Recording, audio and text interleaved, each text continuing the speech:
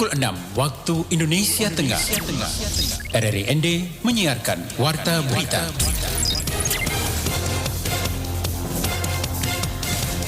Selamat pagi pendengar, Anda kembali mendengarkan Warta Berita untuk edisi hari ini, Sabtu 28 Januari 2023. Sari Berita. Badan Penanggulangan Bencana Daerah BPBD Kabupaten ND melaporkan bencana alam yang terjadi sepanjang tahun 2022 di Kabupaten ND sebanyak 50 kejadian. Babi bantuan dari pemerintah pusat untuk 2 kelompok peternak di Kabupaten ND dinyatakan positif ASF. Inilah berita selengkapnya bersama saya, Christine Senda.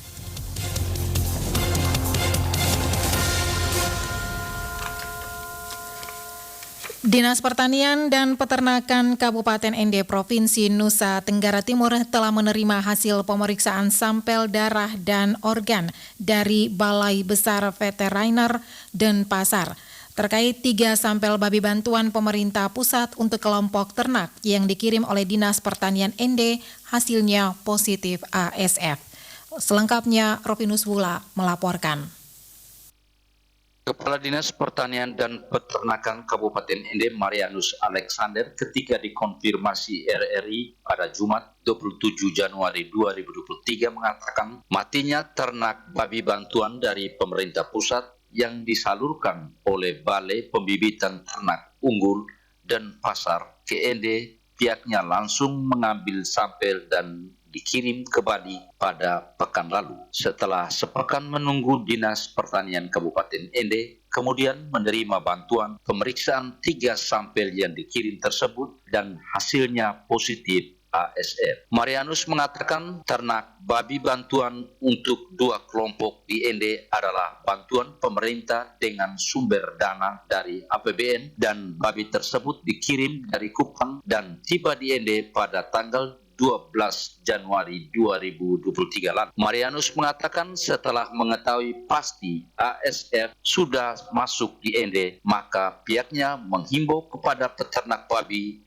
baik usaha perumahan maupun skala besar, agar tetap menerapkan biosecurity. Kadis Marianus menegaskan saat ini pihaknya meminta pemerintah pihak manapun stop menyalurkan bibit ternak babi ke ND. Sekarang kan ya tinggal lagi 1 ekor saja itu. Dan saya juga baca di situ, saya cek di mereka ya. Betul, dan itu memang, dan itu yang babi bantuan dari sana itu Marlang Tukapunya juga. Mau Meri sini maka juga. Itu yang berapa sampel ke sana? 3 sampel.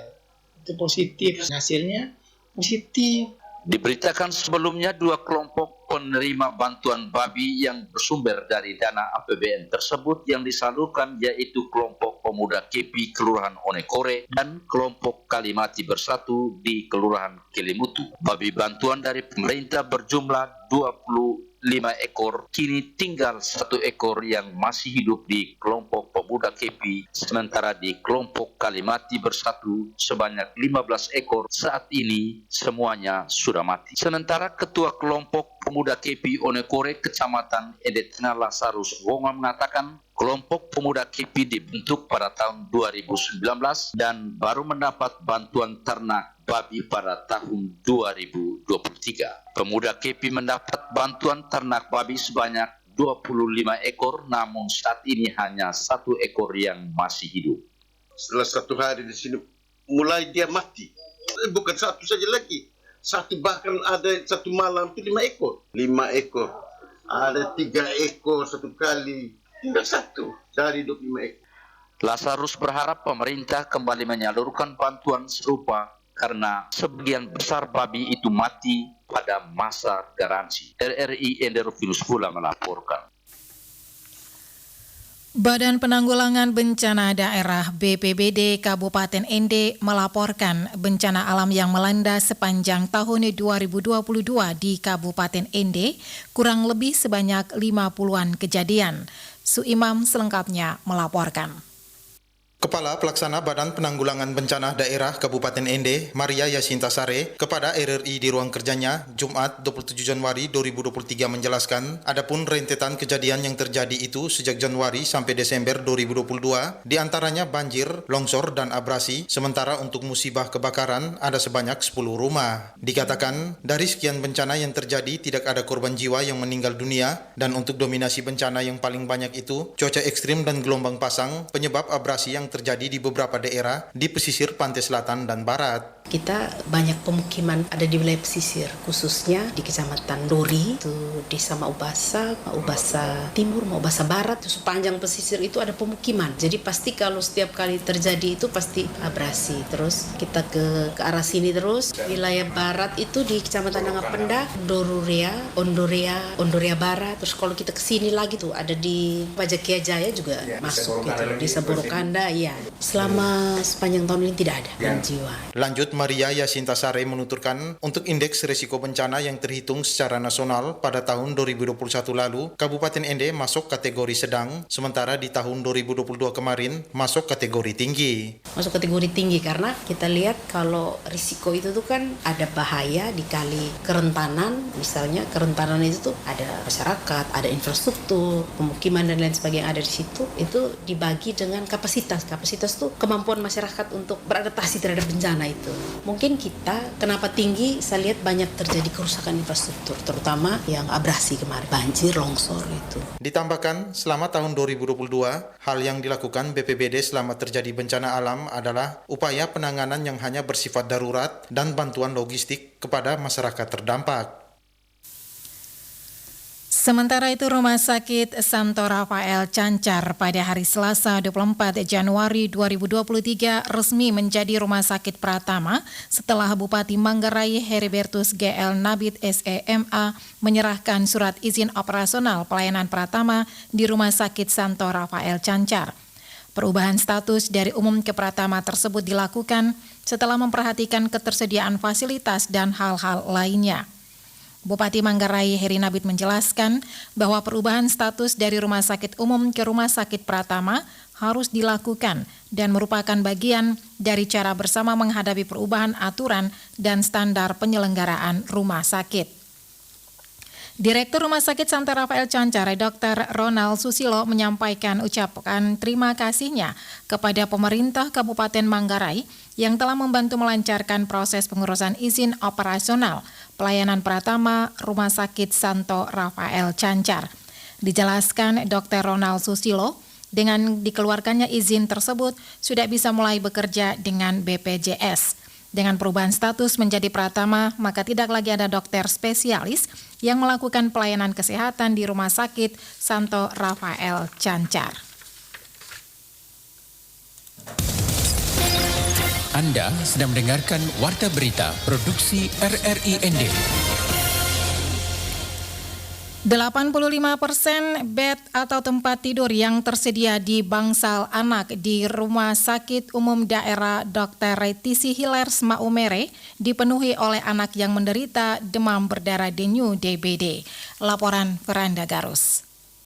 Peningkatan kasus ini diketahui terjadi sejak Desember tahun 2022 lalu. Spesialis anak RSUD TC Hilers Maumere, Dr. Mario Benare, SPA kepada RRI menjelaskan, pasien DBD di rumah sakit tersebut didominasi oleh pasien anak-anak. Normalnya trombosit baik untuk usia dewasa hingga anak-anak berada pada angka 150.000 hingga 450.000 trombosit per mikroliter darah. Namun, hampir semua anak yang menderita DBD dan yang dirawat di ruangan melati saat ini memiliki trombosit jauh di bawah normal, yakni berada pada 100.000 trombosit per mikroliter darah.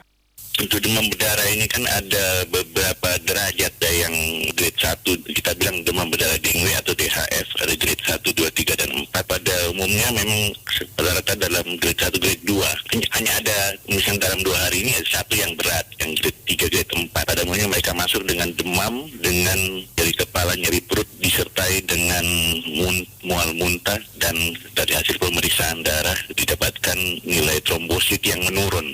Kondisi lingkungan yang kurang bersih dan kebiasaan masyarakat membuang sampah sembarangan berpotensi menjadi tempat perkembangbiakan nyamuk Aedes aegypti penyebab DBD. Selain itu, ketika curah hujan meningkat, kasus DBD juga ikut meningkat di wilayah itu. Sejauh ini kasus DBD tertinggi di Kabupaten Sika terjadi pada tahun 2020 lalu, bahkan ditetapkan menjadi kejadian luar biasa. Dari data yang ada di rumah sakit memang rata-rata per hari dewasa juga ada. Hanya misalnya dari 6 pasien gitu 5 anak 1 dewasa. Rata-rata lebih banyak pada kasus anak-anak. Kalau lihat dari pengalaman pasien-pasien ini memang hampir menyeluruh di seluruh kabupaten. Jadi tidak hanya di Kota Maumere, dari wilayah kecamatan-kecamatan dari Paga sampai Talibura ada semua.